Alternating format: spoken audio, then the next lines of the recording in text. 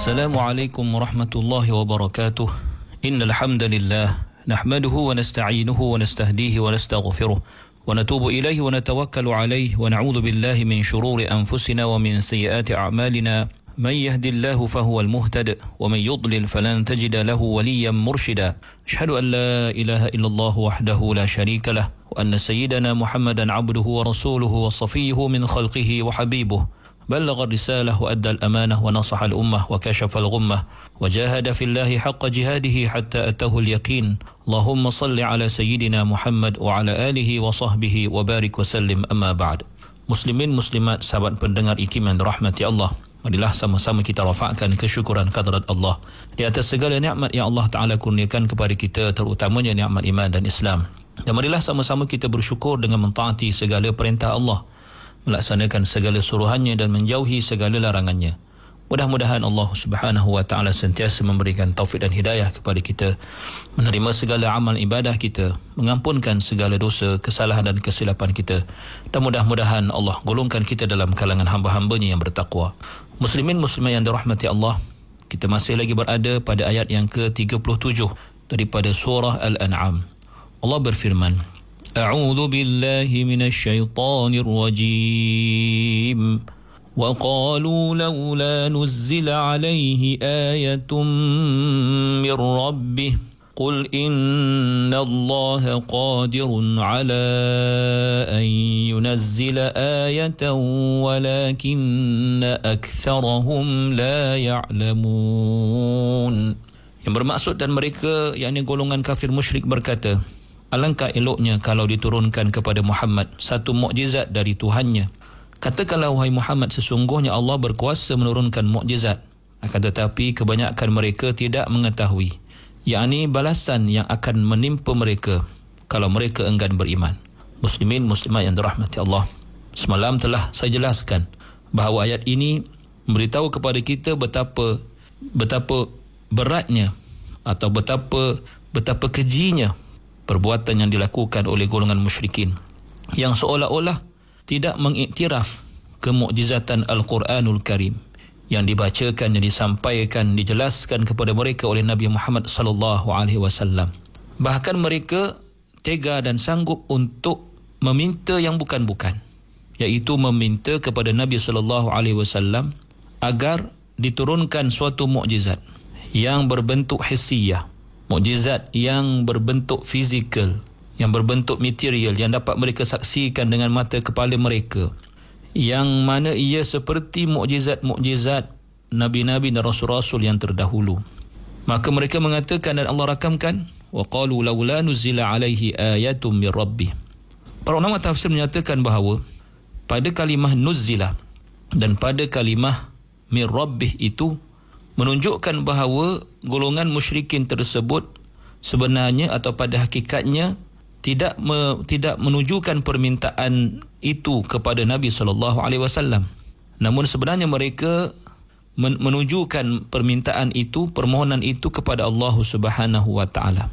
Kerana sesungguhnya sekiranya Nabi SAW itu benar-benar seorang rasul utusan Allah yang diutuskan oleh Allah, maka wajiblah, maka hendaklah atau wajiblah bagi Allah menyahut permintaan mereka ini, agar mereka ingin menjadi orang-orang beriman jika Allah penuhi permintaan mereka. Lalu apa balasan Allah terhadap kata-kata mereka ini? Allah berfirman, qul innallaha qadirun ala an yunazzila ayatan walakin aktsarahum la ya'lamun. Katakanlah kepada mereka, wahai Muhammad sallallahu alaihi wasallam, untuk menyelar permintaan tersebut, untuk menunjukkan betapa kejinya permintaan yang mereka kemukakan itu.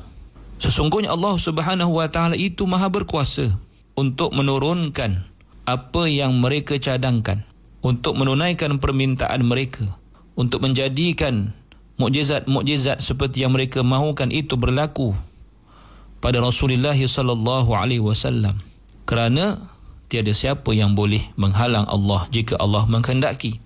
Akan tetapi Allah Subhanahu wa taala menjadikan sesuatu itu berdasarkan kebijaksanaan Allah, Maka terjadinya mukjizat itu adalah dengan kehendak Allah, bukan kerana kehendak mereka. Maka mereka itu, golongan musyrikin itu adalah golongan yang jahil, golongan yang tidak tahu apa-apa, di samping golongan yang degil dalam sikap mereka, dan sudah pasti mereka tidak mengetahui hikmah atau kebijaksanaan Allah Subhanahu wa ta'ala dalam apa juga yang Allah lakukan. Dan mereka juga tidak mengetahui ketetapan atau sunnatullah pada makhluknya. Maka Allah mengatakan, walakinna aktsarahum la ya'lamun. Akan tetapi kebanyakan mereka tidak mengetahui, menunjukkan bahawa mereka itu tidak akan beriman walaupun akan didatangkan kepada mereka pelbagai mukjizat seperti mana yang mereka cadangkan, seperti mana yang mereka kehendaki.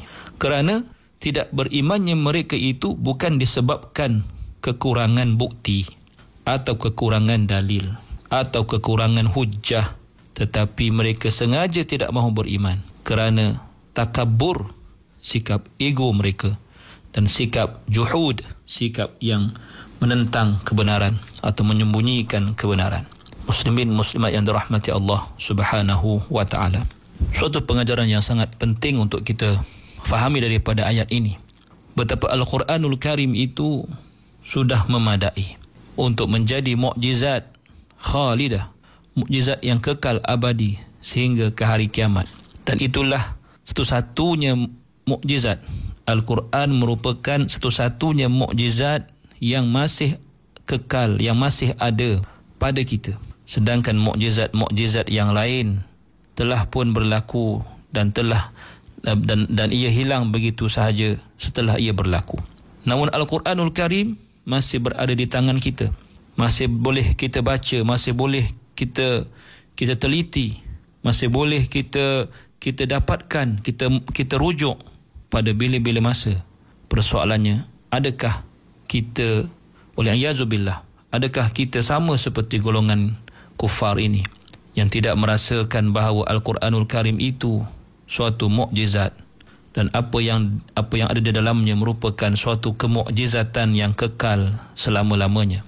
Adakah kita bersikap seperti golongan kufar yang merasakan Al-Quran tidak cukup untuk memperlihatkan kemukjizatannya dan membuktikan, kerana mukjizat itu adalah berfungsi, bertujuan untuk membuktikan kebenaran Rasulullah sallallahu alaihi wasallam, untuk membuktikan kebenaran apa juga yang dibawa oleh Rasulullah sallallahu alaihi wasallam.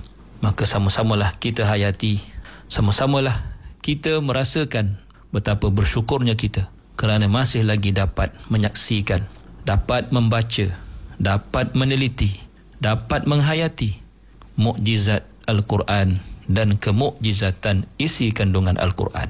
Muslimin muslimat yang dirahmati Allah, mari kita lihat pada ayat yang seterusnya, iaitu ayat yang ke-38 daripada surah Al-An'am. Allah berfirman, A'udzu billahi minasyaitonir rajim. وَمَا مِن دَابَّةٍ فِي الْأَرْضِ وَلَا طَائِرٍ يَطِيرُ بِجَنَاحَيْهِ إِلَّا أُمَمٌ أَمْثَالُكُمْ مَا فَرَّطْنَا فِي الْكِتَابِ مِنْ شَيْءٍ ثُمَّ إِلَى رَبِّهِمْ يُحْشَرُونَ. Yang bermaksud, dan tidak seekor pun binatang yang melata di bumi, dan tidak seekor pun burung yang terbang dengan kedua sayapnya, melainkan mereka umat-umat seperti kamu. Tiada kami tinggalkan sesuatu pun di dalam kitab Al-Quran ini, kemudian mereka semuanya akan dihimpunkan kepada Tuhan mereka, yakni untuk dihisab dan menerima balasan. Muslimin muslimat yang dirahmati Allah Subhanahu wa ta'ala, dalam ayat ini Allah menjelaskan beberapa bentuk al-ayat al-kauniyah, tanda-tanda kebesaran Allah pada makhluknya, iaitu pada yang ada di bumi dan yang ada di udara, yang terbentang, yang dapat dilihat oleh mata kasar. Allah berfirman, وَمَا مِنْ دَابَّةٍ فِي الْأَرْضِ وَلَا طَائِرٍ يَطِيرُ بِجَنَاحَيْهِ إِلَّا أُمَمٌ أَمْثَالُكُمْ. Kalimah ad-dabbah merujuk kepada setiap yang bergerak di atas muka bumi, berupa haiwan. Maknanya setiap haiwan yang melata di atas muka bumi dipanggil ad-dabbah. At-ta'ir merujuk kepada burung, iaitu yang bersayap, yang berterbangan di udara. Dan ada pun kalimah umamun. Al-umam jamak kepada ummah, dan ia merujuk kepada suatu yang berkumpulan, yang dikumpulkan dengan suatu perkara yang sama. Maka ia bermaksud tidak ada mana-mana jenis daripada apa-apa kehidupan yang melata di atas muka bumi, dan juga tidak ada apa-apa jenis haiwan atau spesies haiwan yang melata di atas muka bumi. Juga tidak ada mana-mana spesies burung yang berterbangan di udara, melainkan ia adalah dalam bentuk ummah atau dalam bentuk kumpulan-kumpulan yang tertentu, seperti mana manusia juga hidup berkumpulan. Bermaksud antara sunnatullah pada makhluknya ialah menjadikan haiwan yang berada di atas muka bumi, menjadikan burung-burung yang berterbangan di udara dalam keadaan berkumpulan, mempunyai spesies, mempunyai ciri-ciri spesies yang sama, yang berkumpulan, yang berjamaah, seperti mana juga manusia yang dikumpulkan dengan ciri-ciri kemanusiaan yang ada pada sesuatu kumpulan itu. Dan tujuannya Allah Subhanahu wa taala menyebutkan tentang bagaimana suatu ketetapan Allah dalam menjadikan manusia dan haiwan ini serta burung ini adalah untuk membuktikan bahawa tidak ada sesuatu sistem kehidupan yang berlaku pada alam ini, melainkan ia adalah ditentukan, disusun, diatur, ditadbir, diuruskan segala-galanya oleh Allah Subhanahu wa taala. Dan menunjukkan ia tidak maksudnya alam ini bukan terjadi dengan semula jadi atau terjadi dengan sendirinya, tetapi ia hanya terjadi dengan penciptanya, oleh penciptanya, iaitu Allah Subhanahu wa taala. Muslimin muslimat yang dirahmati Allah. Maka Allah menyebutkan tentang haiwan di bumi dan juga menyebutkan tentang burung-burung di langit. Yang Allah sebutkan burung ini mempunyai sayap, mempunyai kepak. Maka disebutkan tentang kepak ataupun sayap yang ada pada burung itu untuk mengambil perhatian kita, untuk melihat kepada burung bukan hanya sebagai suatu haiwan yang diberikan anggota berupa sayap untuk dia terbang, tetapi untuk memberitahu kepada kita bahawa burung itu dijadikan Allah mempunyai sayap, mempunyai dua sayap, dua kepak untuk ia terbang. Namun ia juga tidak boleh terbang melainkan dengan izin Allah Subhanahu wa taala. Seperti disebutkan dalam suratul Mulk ayat yang ke-19, Allah berfirman, "Awalam yarau ila at-tayri fawqahum saffatin wa yaqbidn ma yumsikuhunna illa ar-rahmanu innahu bikulli syai'in basir."